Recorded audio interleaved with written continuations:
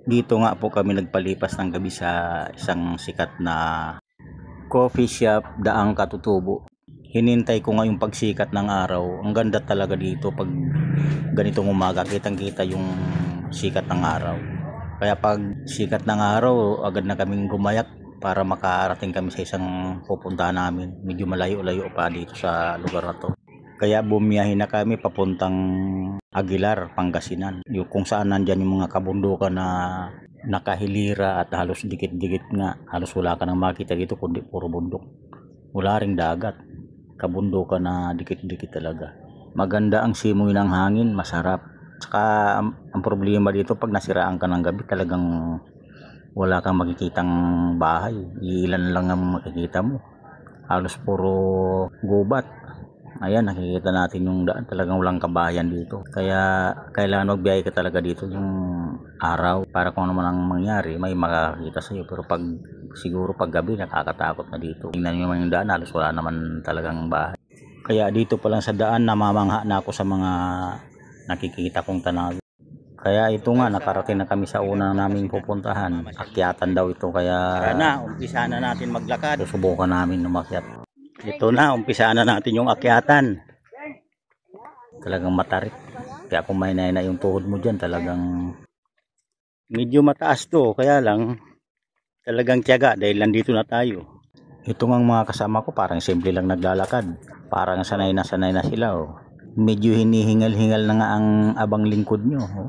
Pero okay lang, parang exercise na lang to. Ito nga, sa wakas, narating din namin yung tok-tok. Kaya kitang-kita mo naman yung mga hilihiliran ng kabundukan. Talagang maganda, kamangha-mangha. Kaya nga nag-video-video muna kami dito para ma-enjoy yung kapaligiran.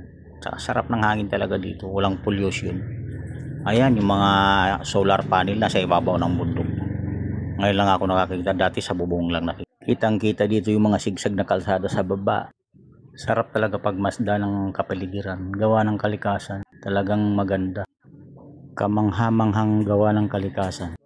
Kaya pagkatapos namin mag-video-video, nagyayan na yung mga kasama namin para mapunta na yung susunod naman na destinasyon. Medyo may kalayuan pa yata, siguro mga 30 minutes away pa. Pero malapit na lang.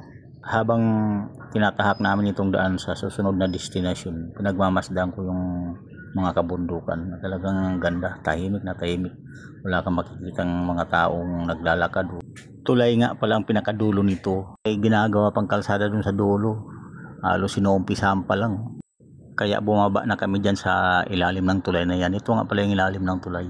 Ito nga yung tatapakan mo dito. Medyo matalim. Yan, lakas ng agos, oh.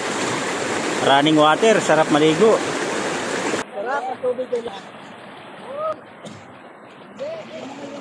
Kahit dito, ang ganda rin ng tanawin. Ang linaw ng tubig. Walang basura talaga, di gaya ng ibang mga ilog.